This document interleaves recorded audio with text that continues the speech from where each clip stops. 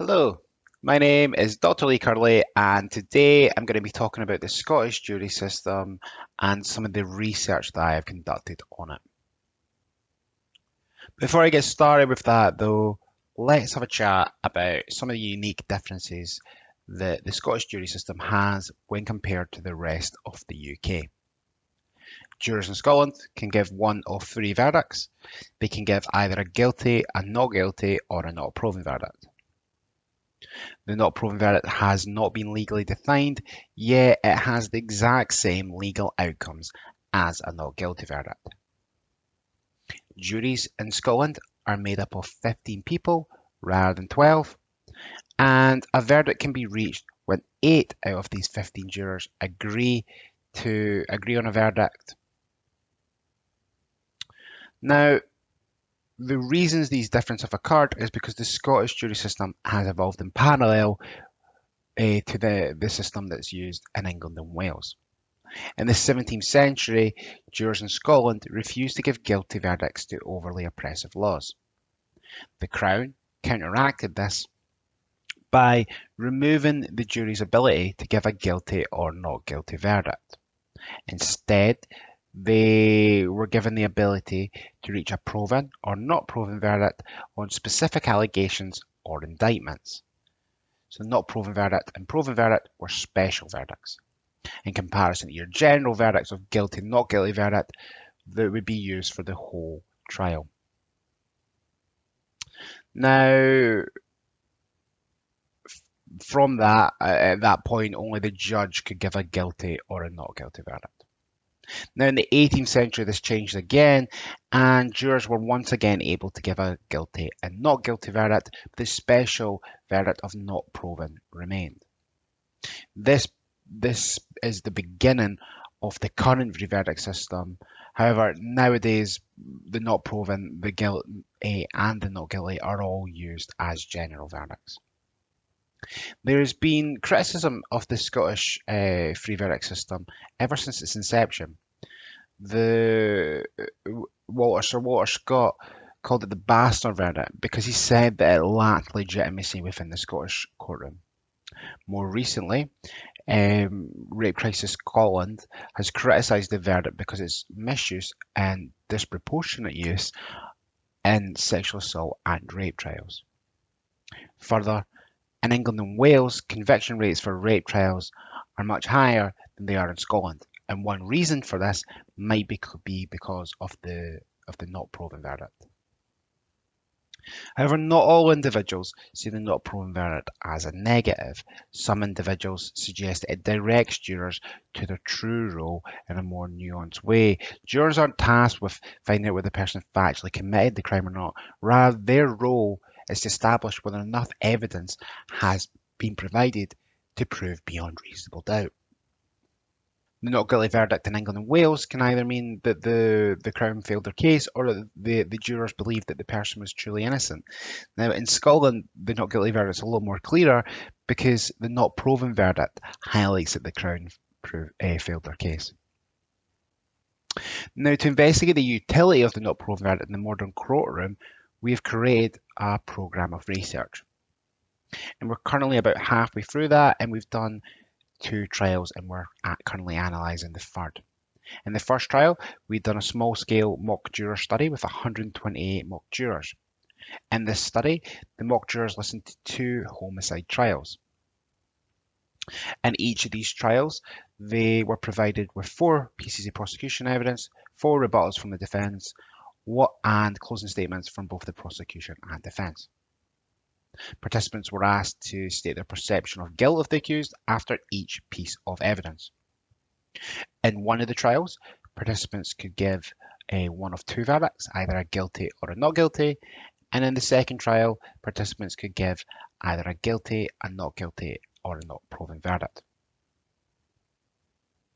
Now, what we found from these results was that the final a perception of guilt rating right after the defence's closing statement found that it predicted the number of guilty and not guilty verdicts given.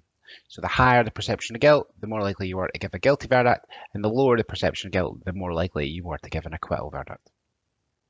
Moving on from that, verdict system also predicted the number of verdicts that were given.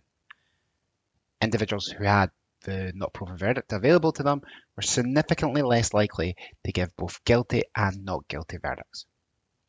In fact, 55% fewer guilty verdicts and 93.1% not guilty verdicts were given when a not proven verdict was available.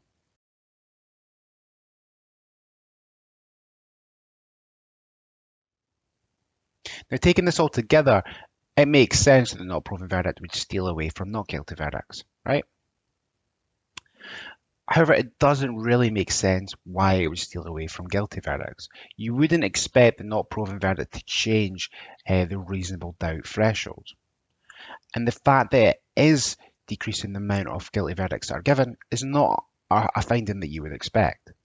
Now, this could be a positive or negative. Some would say it's a positive because it decreases the amount of miscarriages of justice that occur. Some would say it's a negative because it allows more truly guilty individuals to be acquitted. And that may explain some of the findings that we're seeing when we're comparing north and south of the border in relation to rape trials. Although it's hard to generalise because, of course, we used homicide trials. So to further elaborate or explore whether the decrease in convictions is a positive or negative, we followed this study up by surveying 78 legal professionals. And we did this for two main reasons. One, to take their expertise and experience and help inform the debate on the not proven verdict, and also to help triangulate the data. Mock juror studies aren't perfect, they lack ecological validity. And if we can find similar results using different participants and different methods, it helps make the results a little bit more valid. So we surveyed these legal professionals on three aspects of the Scottish courtroom. One, the current free verdict system. Two, the 15-person jury system. And three, the simple majority verdict system. Firstly, legal professionals suggested that they did not want to remove the not proven verdict. They liked the not proven verdict. And the reason for this is they said that it adequately represented how people make decisions in their real life. The legal laypersons or jurors don't perceive guilt as two categories. They maybe see it more as a continuum. So having this middle option helps represent that in a little bit more adequate way. Also, it allows jurors to make a decision without giving a moral aspect. They don't have to say the person's guilty or not guilty. It's just the evidence has been proven. However, when we asked them what verdict system they preferred, they suggested that they preferred a proven and not proven system when compared to either the guilty and not guilty or guilty, not guilty and not proven verdict system.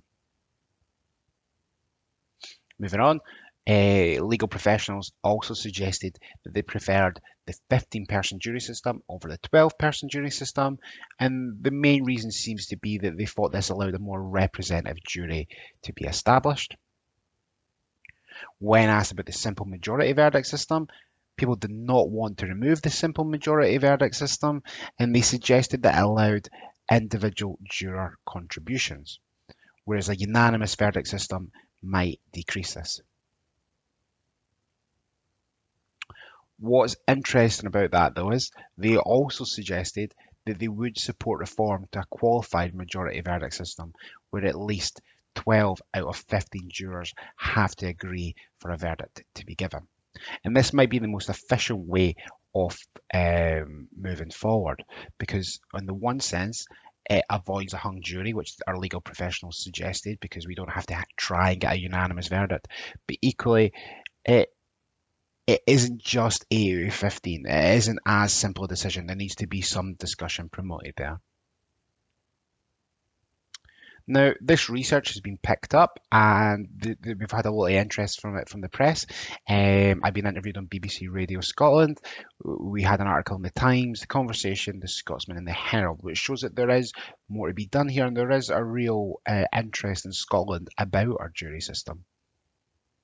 Also, we wrote a pamphlet for the Scottish Government hoping to advise policy matters on this.